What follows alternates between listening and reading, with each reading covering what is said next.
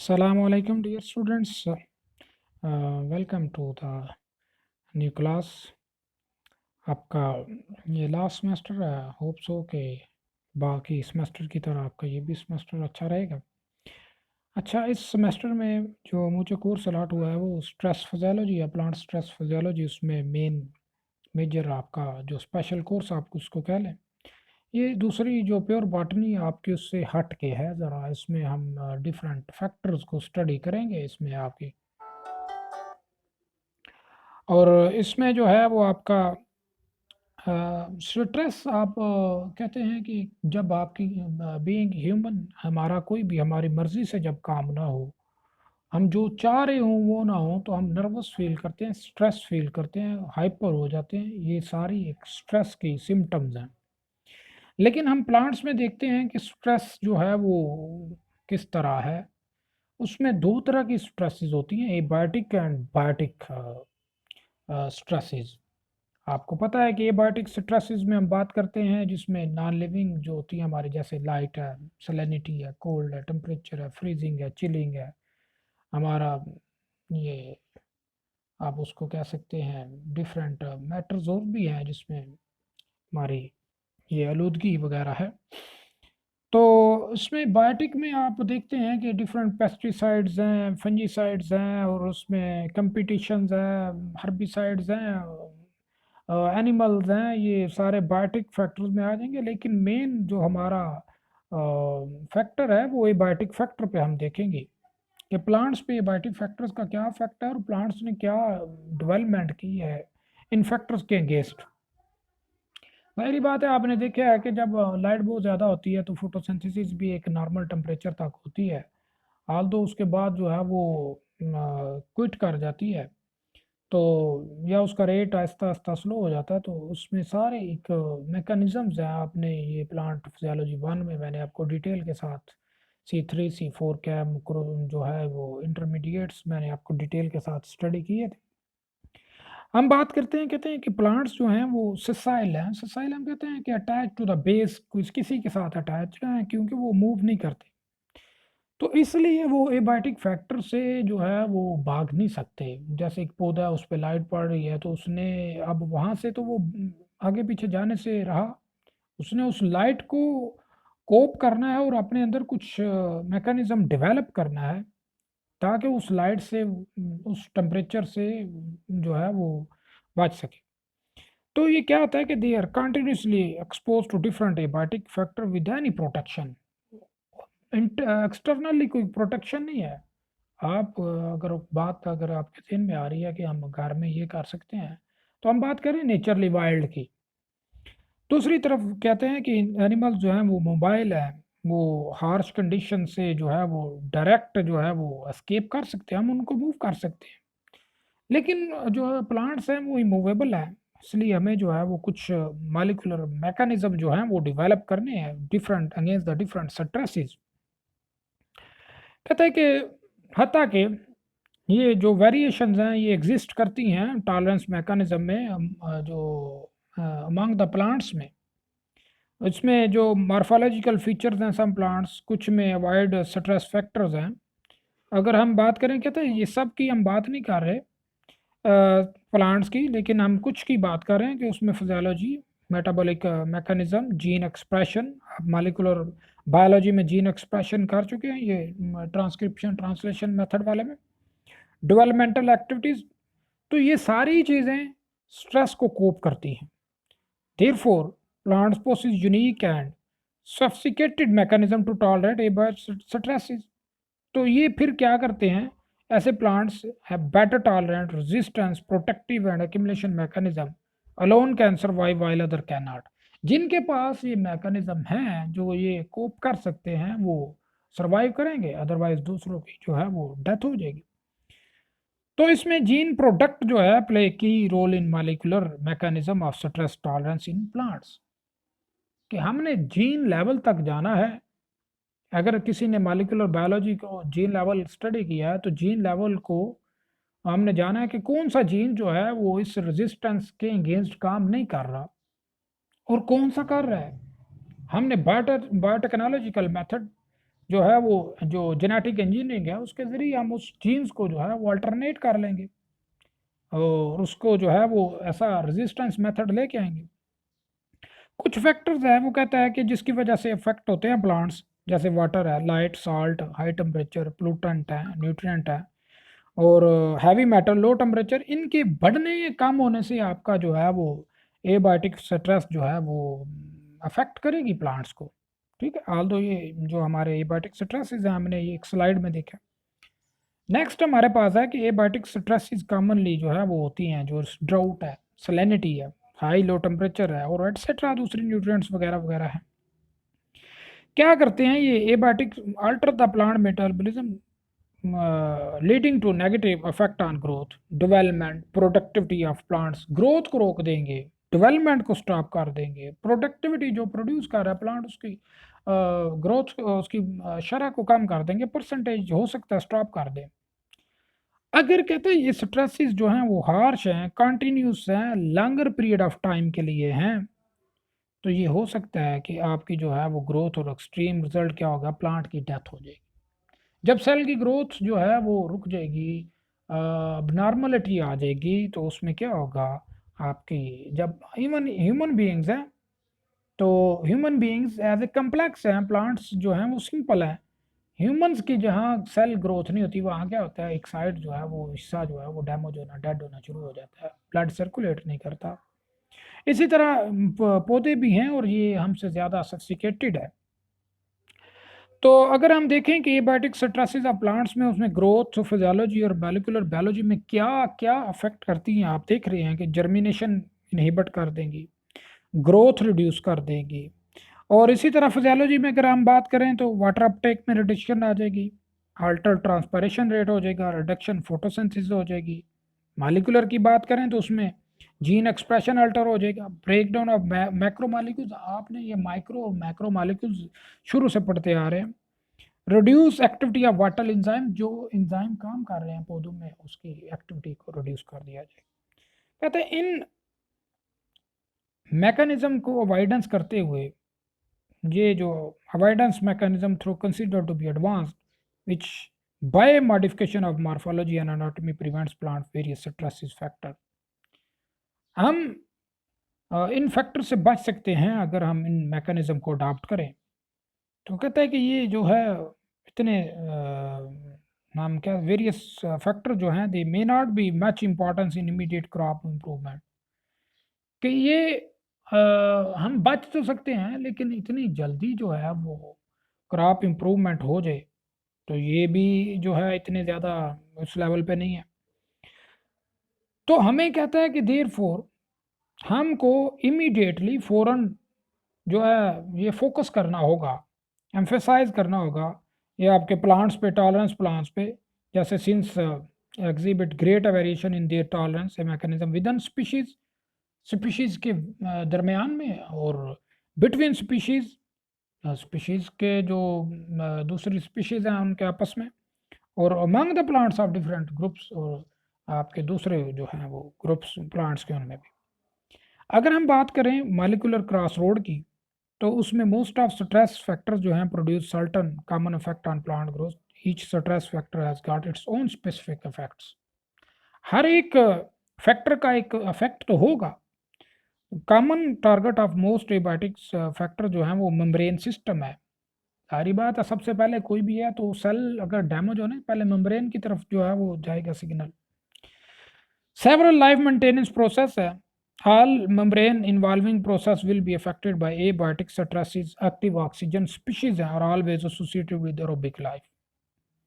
Abiotic stresses such as, अब हम जो हमारा टॉपिक है introduction to stresses and environmental stresses and plants, जो क्लासिफिकेशन ऑफ प्लांट्स अकॉर्डिंग, हमारे पास इन्वायरमेंटल स्ट्रेसेस हैं water stress, salt, temperature, light, nutrient, heavy metal and pollution stress known to accelerate the production of active oxygen species that cause damage to membrane system and other cellular process.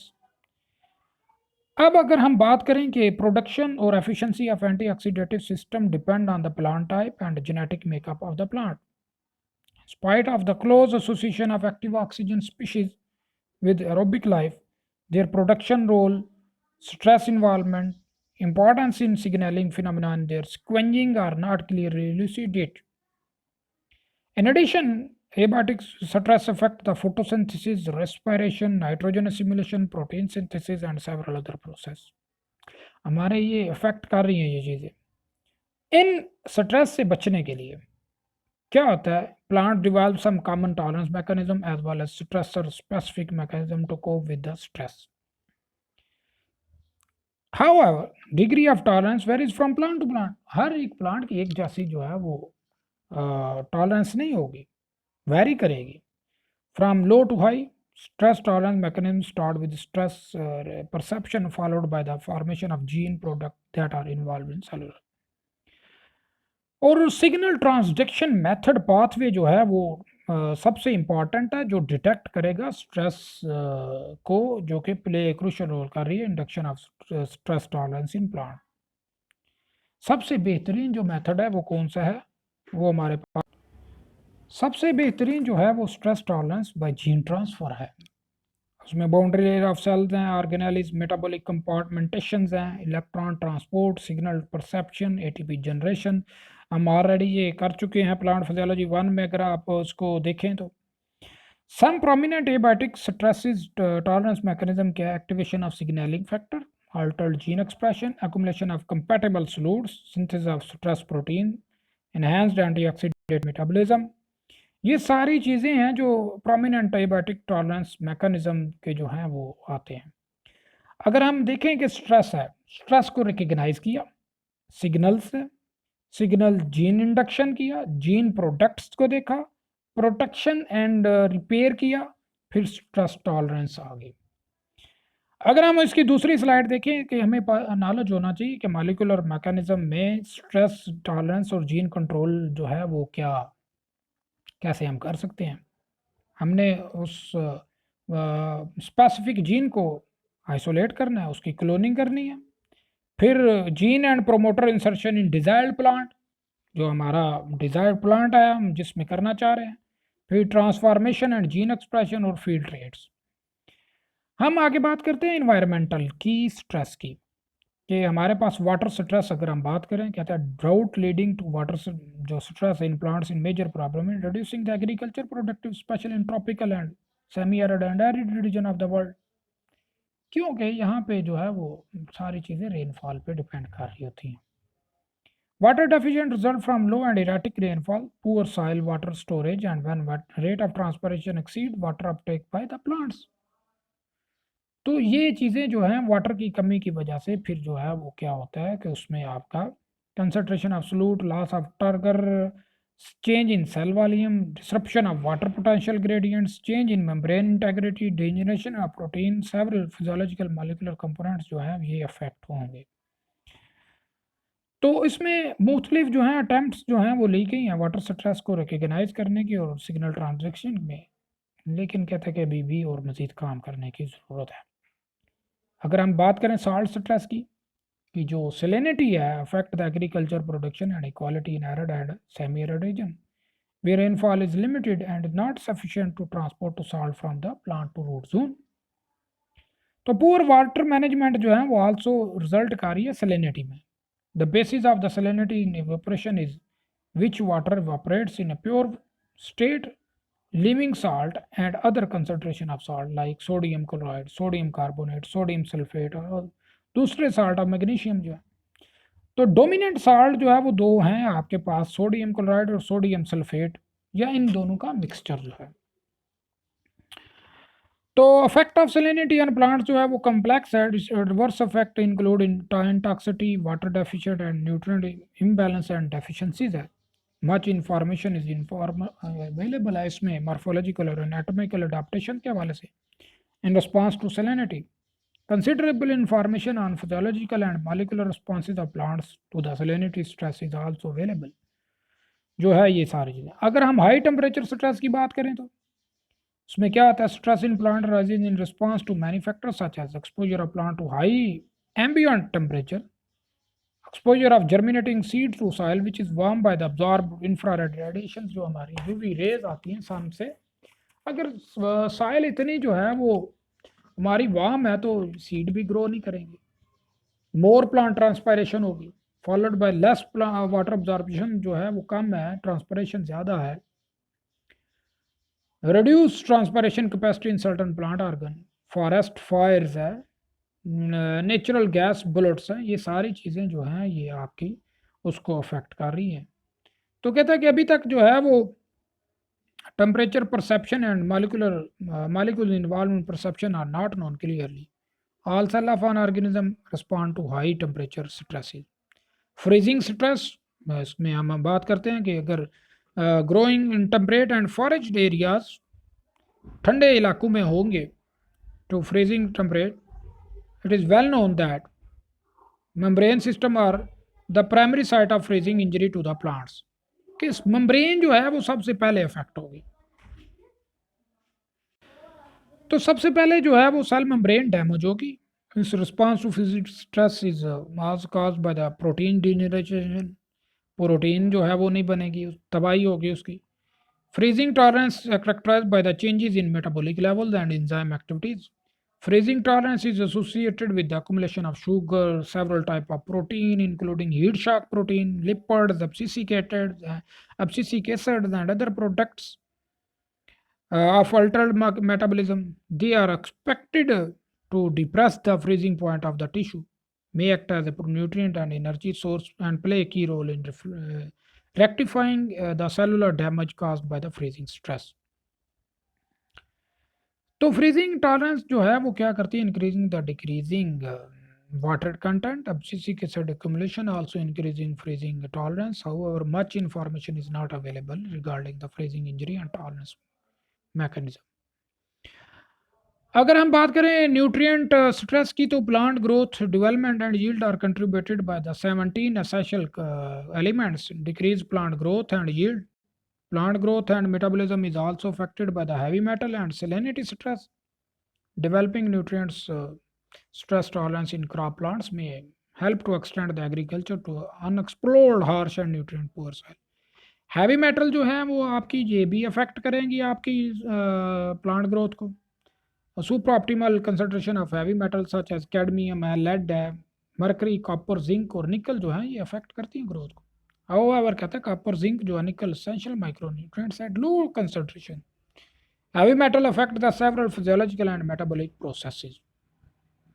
तो plants ने क्या किया, develop किया several mechanism to control and respond the uptake and accumulation of both essential and non-essential heavy metals को। अगर हम बात करें those tolerance mechanism in plants vary from species to species with their genetic background के साथ। तो anti oxidative system की बात करें तो ये भी हैवी मेटल होता है टॉलरेंस में इन्वॉल्व होता है। Certain plants specially many Brassicaceae family, जिसमें ब्रासिका कंपेस्ट्रस वगैरह है, सब्जियों वाली आप जिसको कह लें कि हमारी फैमिली है, member including numerous thlaspi species have relatively high tolerance for the heavy metals such as nickel, zinc, and act as a hyper accumulator which can be used for the phytoremediation. फिर metabolic engineering है, उसमें हम different abiotic factors को cope करते हैं, alter their metabolic pathway such as proline, glycine, betaine, polyols, antioxidant components become more active to keep the plant survive under stress condition. Functional genomics जो है ये भी बड़ी ही इम्पॉर्टेंट है आपकी एबायोटिक फैक्टर्स को डील करने के लिए। डेवलपमेंट ऑफ नेक्सी such as cDNAs libraries, molecular marker, PCR amplification, microarray technologies made it possible to determine transcript patterns and to identify different expressed genes in the plants.